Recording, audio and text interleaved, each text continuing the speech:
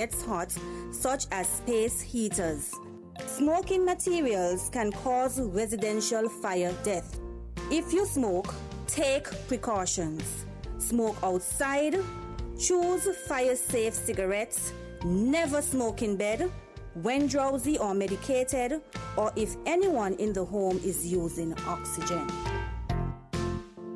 This message was brought to you by ZIZ and the St. Kitts Nevis Fire Department. All right, welcome back to the show. 9:33 in the studio. It's time for a conversation fire talk with representatives from the Fire and Rescue Services here in St. Kitts and Nevis. We have, well, in my opinion, two familiar faces, but one familiar face that is here every Tuesday morning. And I pause because I believe we're going to see this next face on a regular basis too. It's great seeing him. It's someone that I know from school days, and we have grown up.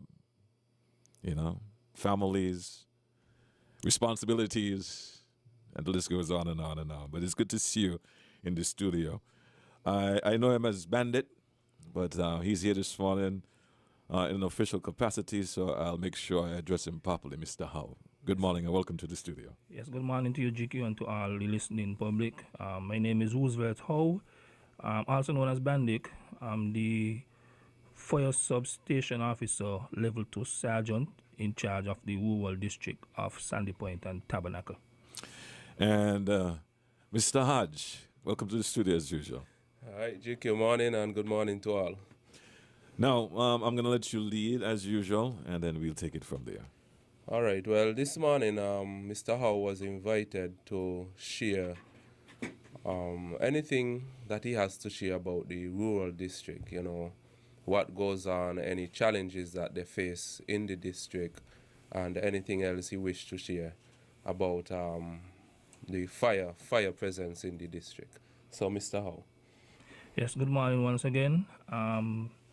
But as you know, St. Kitts Nevis Fire and Rescue Services, we have three districts. We have the Bastia district, the rural district, and the Nevis district. My responsibility is for the rural district, which covered the fire station in Sandy Point and Tabernacle. Now, for the Sandy Point part of the district, our boundaries are from Franklin in the east, go all the way around to Deep Bay in the north. And then for Tabernacle, it's from Parson Ground all the way up to Atlas Village, just by the project there, up to Brighton. We have two fire tenders in the district. G278 is based in Tabernacle, and G294 is based in Sandy Point. Each fire tenders carry 750 gallons of water, and this is something that I must say openly, the trucks are always filled with water. It doesn't matter how long they park up, it doesn't matter where you see them going, they are always filled with water. And 750 gallons could take us a long way, depends on how you control the amount of pressure, the volume of the media, the water that's coming out. Mm-hmm. For this year, we had, it was a bit quieter this year in terms of calls. Compared to last year, our fire season really starts from, you can say, March, go up to June, July. Mm-hmm. That's when we have the driest period. But for this year, we had a lot more rainfall. As you can see, the place is much greener. Mm-hmm. So we have had less call. In Tabernacle, we had a total of 66 calls as of yesterday. And in Sandy Point, we had a total of 67 calls as of yesterday. The months we had the most calls in Tabernacle was January, when we had 19 calls, and in March of this year we had 24 calls in Sandy Point. Out of these calls, most of them are what we call bush fire or wildland fire. Mm-hmm. We had a total of 4 house calls for Tabernacle and 2 house calls for Sandy Point. Bear in mind, some of these house fire calls are not, it doesn't mean like the house completely burnt down. It can be something like somebody left a pot on the stove, your fan start to smoke, So, but we classify it as a house fire because it's originated from in a house. Right. People see the smoke, they're going to say a house fire, and that's what they call it registered. Right. So that's just how it's labeled. That is how it's labeled. Okay. Right. Most of the fires, as I say, is bush fires. Sometimes, the dry season, you will pass by and might see an old cane land where grass is going burning. People might heap up trash in the yard and burn them and stuff like that. So that's where most of the call originate from. Okay. And I must say that our fire prevention unit, I think they did a great job because over the years, the amount of house fire we used to have an incident involving children had dramatically dropped. And our summer safety program, which goes on, well, we try to do it annually, but because of COVID, we had to take a break. It helps a lot because if you go back to as far as 15 years ago to present, you'll find that the students them that was part of that camp are basically adults now. So they're picking up what they learned from the camp, coming in the adulthood. They also create a safe environment for the homes and stuff like that. Right. That generation is more prepared and knowledgeable about the do's and the don'ts, if I can put it that way. So in the district of the whole district, we do a lot, like behind closed doors and stuff like that. You may not see the truck out every day, but we do a lot. We have what we call, well, I just mentioned it, the fire prevention.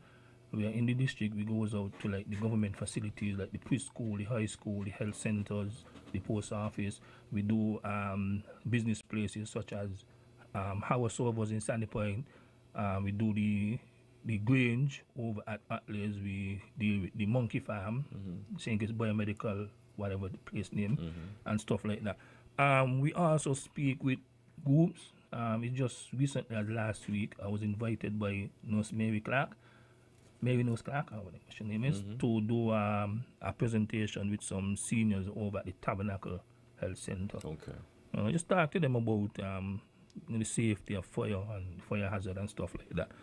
And I must say that those seniors, they paid attention and they asked some very, very strong questions and they really understand the situation. Right. We also we had 2 camps recently. One was in Saddlers.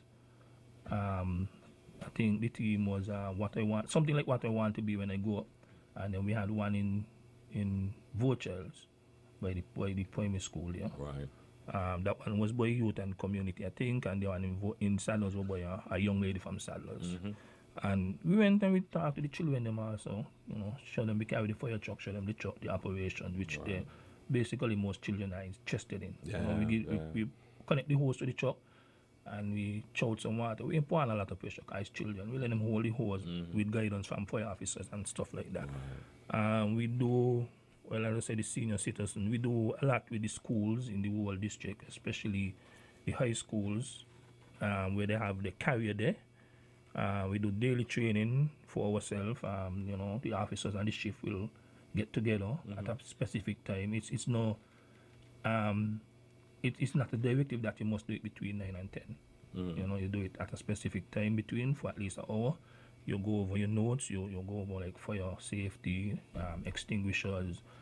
We do locker drills where everybody must know where each equipment is on the truck.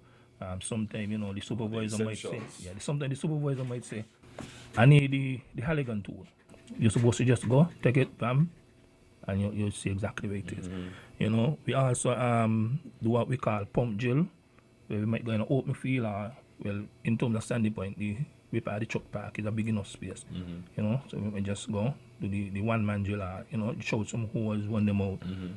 People get accustomed to it, make sure everybody's on hand and stuff like that. We do a lot of work in the community as well. Like, you see, like our school is going to open Monday. Well, some schools, the education department will get on to us. They need assistance to help to clean the class, like just wash them down and stuff like that. We assist the health department with keeping the drain and the underground passage through the water clean and stuff like that. We assist water department with carrying water for farmers and in areas where they have like the water schedule and sometimes the water don't come back right away. So we carry water for people and stuff like that. Question. Last week we touched base on the population and and how it has affected the different districts. They spoke about the Bastia district. What about your district? How has the population affected your Well, daily- you see the effect there because one, you have a lot more projects going up. You have people who bought land and build houses going up. That is putting a strain on the water supply in the area. And the fire services, the fire hydrants are attached to the government mains. So if water going keys, you won't get no water in the fire hydrant. So sometimes we have to resort in asking for backup, to get a next truck to come to gas water. It depends on how far we are from a next location. We have water in the hydrant, we'll got to go and full up. So by the increase in population, you put a strain on the water system. So we are being affected where sometimes we have to travel up to 2 miles to get water to come back to the scene. Depends on how it is. But most of the time we ask for backup.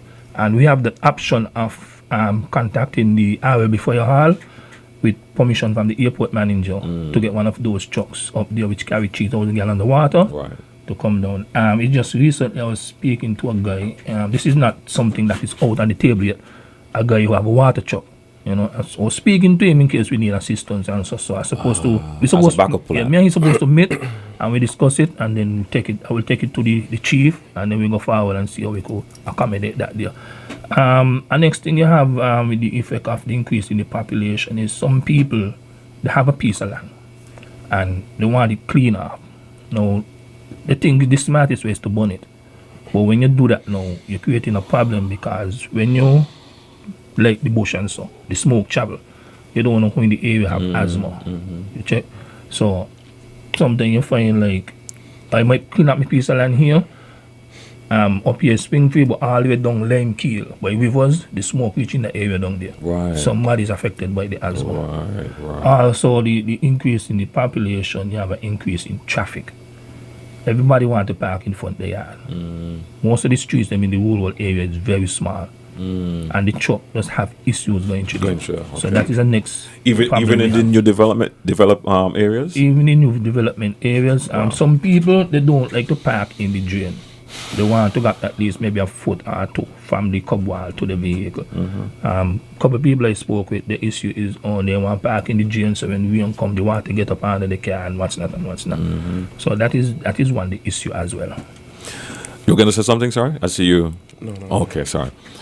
You have in your district one hospital or 2 hospitals? 2 hospitals, the Mary Charles and the Parkson Hospital. Right. How do you collaborate with those entities during emergencies? Well, before I get in the district, the officer was there, Mr. Clark. He they organized like a evacuation plan system with them, right? It is there still. I don't know when last they tested. I just got in district since October. I was on sick leave for almost 2.5 months this year, so maybe really get to do not much. But it is in the program to go back to them and see what they have and thing. We supply them with water most of the time. They have their supply tanks, but sometimes they run low. We supply them with water. And if anything and they need assistance, they could call us. We will go and assist them. Okay. The community, you see you're doing a lot of work in the community. How has the response been from the community to, in your opinion, the community working with you? Well, we get some good response from a lot of people, but some people is just disgusting, let's say. I just try my best to talk to people when they, especially the light thing without permission. I explain the process to them and I ask them to out it. It's very few people will give problem to out it, but you have the 1 or 2 when say, oh man, it out it, none of this is my yard and you can't do nothing about it. Well, as a fire officer, right, we have the right to enter any property without permission of any owner if there's a fire or any hazardous situation where our job covers. So one guy in that's by law. Yeah, that's by law.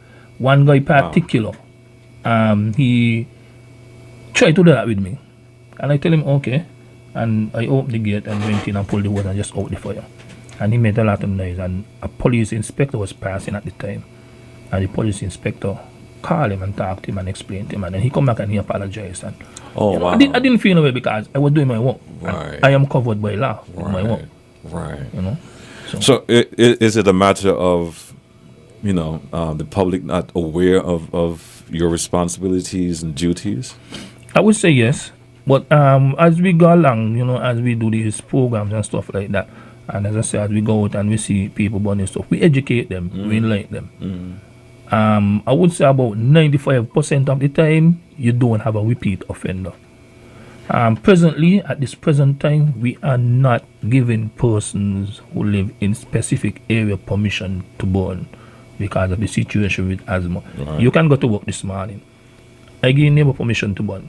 He burn his stuff them, he out them down, everything fine. But when you come home to work, from work 5 o'clock in the evening and you enter your house, it smell of smoke. Yeah. That could trigger your asthma. So that's one of the reasons we always ask people to hire a truck or something and dispose of them. Now, if you live in an area where you don't have any neighbors around and the direction of the wind going to blow the smoke in a direction that it won't disturb nobody, and we see it feasibly enough, fit enough, we will give you permission to burn, but we still just ask person to get those 55-gallon metal drum. You can pack your stuff in it and you light it. It will control the airflow to the fire and help eliminate the spread of sparks and stuff like that, ambers and stuff like that. Right, keep it more under control. Keep it more under control. And we always ask them to make sure you have a hose close by, or you have enough water close by to out any fire that may get where it may spark. Yeah, just in case. Yeah. Right. So it's a double backup plan, if you Double could call backup it. plan. Yeah, if you call it that way. And if we do give you permission to burn, we have a form that you fill out. We give you a copy, we keep a copy, and we ask you to alert the neighbors them in the area. If we do give you permission to burn, and the farm have on a specific time frame of which you are supposed to be burn. We normally ask you what time is best for you. We ain't gonna say, okay, you have to burn it by 2 o'clock in the afternoon. We normally ask you what time is best for you, and when you give that time, we try to stick between that time. On the day when you're gonna burn, you call, you alert us, give us a reminder, and we always keep your ear open just in case somebody call. We say, okay, well, Jiki have permission to burn already. We know the situation, we are monitoring it. Right. Dot all your I's and cross all your T's. Yes. Let's talk about another, I can't even call it a issue because I'm not sure. And then you said you're just getting into your role. Yes. So my concern or my question to you is, are there any particular areas that are known to be high-risk areas of concern in the district? Yes. In the Tabernacle area, we have the area with the most fire is between Mansion and Lodge Village. Right. Especially the whole area with grass come up there. Mansion Lodge Village, and you have in Malin and Phillips. That's the area with the most fires. In the Sandy Point district now, most of our fires are between Halfway Tree and Sandy Point. We do get a lot of fire between Newton Gong and between Whitegate area, but it is more on the other side, the upper side, between Halfway Tree and Sandy Point. You have the bushy area there, you have up to the back of Halfway Tree, you have up to the back of Godwin Gut area there. Can you explain more about why those areas are so challenging for you? Is it harder to keep under control? Well, most of the area there is wide open area, wide open grassland. Most of them you don't have a good access to it. Okay. Around 2017, 16, well, up to 2000, from 2015 up to 2019, they used to have, I think it was sustainable development, used to have a bulldozer that clear with this part because most of them is land area for people. But nobody building there. Nothing is done there, so nobody studying the road. So they overgrown, they get washed out. You can't carry the $1 million fire truck up there and then you look, bam, a spring breaker, axle brake. Yes, I gone up there to fight the fire, but the spring or the axle brake or something happened to the truck, I can't respond to your house. So most of the area we go, we look at it, if there is no immediate danger, if there is no animals staying in the area, cattle, goat, sheep, if there is no pig pen in the area, or if nobody have no farm in the area, most of the time we let it burn out. If there's a farm or something in the area, we drive around the border, we look at it, if there's any fire close to the thing, we just out the fire at the edge and we leave the rest to burn out. Because sometimes when you're going out a spot, you're going back to the station 2 hours after, you light back again. The same spot? Yeah. Okay. So we tend to just let it burn out, we monitor it, and after it burn out, you can't light it back again. Right. Sometimes you also alert the farmers as well, right? Yeah, well, the farmers, they have their own alert system. They have people who call them and stuff, and we don't have the contact for them. Okay. So, sometime like for one time we were down, they had a fire on the mountainside of Whitegate. And the truck was down there many times, but we went up through by Kitishan Hill because the fire was coming over close to the road. Right? The other part, it was above the line, so it wasn't going below the line. And something you're not seeing, and then you get a call. Oh, somebody call and say there's no fire truck. Somebody call and say the fire spreading. But when we go out on the scene, we don't always stay in the truck. We keep 1 or 2 persons by the truck, and other officers, we patrol around the area, see what's going on, and then we report back to the supervisor, the truck driver, whoever is in charge at the time. And then we always know what's going on. So even though you might see the fire truck up here and you see fire down there, we know what's going on. We already went, we already monitor the scene, make our assessment, and things, because we're doing this thing for years, so we know we're going to burn, we know how we're going to burn. So my final question to you, as we wrap up, piggyback off of what you just said, what are some of the improvements you would like to see in your district? Well, some of the improvement is people stop burning fire just like that. You know, we have some malicious people in the area who just go, especially when you see these people cut grass. Sometimes, I'm not saying it's them, I don't see them, but sometimes you'll find an area where they cut grass from to take to us, it might burn out. Now, while you're burning it out, you're creating a fresh thing for fresh grass to go, and the grass will go faster. You know, so we like to see people to stop doing that. We have a couple of people who will make some prank call. We still get false call. When you make a false call, you're causing wear and tear on the resources. Because we're going to have to travel at a high rate of speed, especially if we say a house, something like a vehicle or something. We're going to have to travel at a high rate of speed. You have like the traffic, which is more thicker today than before. You know, you have a lot of risk in between there like that. And but you're making the prank call, you could cause problems for a lot of other people. A lot of people have already made their personal improvement and the personal home when it comes to firefighting. This program is a big help to a lot of people, you know, so I won't really got nothing much to say on that. It's just that people need to also take in mind that they do sleep in the night, and most people don't have fire alarms in the house or fire extinguishers. So that is something that I would like to see happening in the district. Let's end on a good note. Can you share a memorable moment with us during your time as a firefighter? Memorable moment like? An incident where you were involved and maybe save a life, or it was a unique situation that you never thought you would have. Well, one of the things that always went back in my mind, there was an accident in Halfway on the Island Main Road with a guy driving a passenger bus, and Sandy Point unit, I was working Sandy Point as a shift commander at the time. We went to Kitishan Hill to do a fire inspection. And on our way up on the hill, we get the call of the accident. So we had to turn around and come back. And coming to St. Paul, there was this guy in a car who just didn't want to move. And you know, to St. Paul is very, very tight. Yeah. And then when we get out of St. Paul and we get to the scene, the guy was trapped with his legs. And there were some people there trying to get him out. Right, and they were using a jack to push it out. But we have the proper tool. Right? We have a spreader, we have a bar that you open while also. Me, from the training I had, when I went to just look at the scene, I assess it, I know the type of vehicle is a passenger bus. They have a bar come across the dashboard. And what we did, I take the spreader, and the ram, jam it to the door column, jam it on the thing, and then the guy just operate the machine, widen out, and the guy was able to pull out the foot and was get out. And up to this day, if the guy see me, he always thank me for it. Wow. And me guy has nothing major, but that is one of the things. He had a lot of other incidents as well, but to say life saving one, I believe that was the thing, because he was in a lot of pain and he was screaming and things. And that's one of the things that really does it. Every time he see me, he always thank me for it. Yeah, really appreciate it, man. Yeah.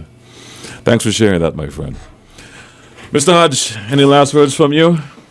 Well, you know, I would like to thank Mr. Howe for coming and sharing what he had to share about the rural district.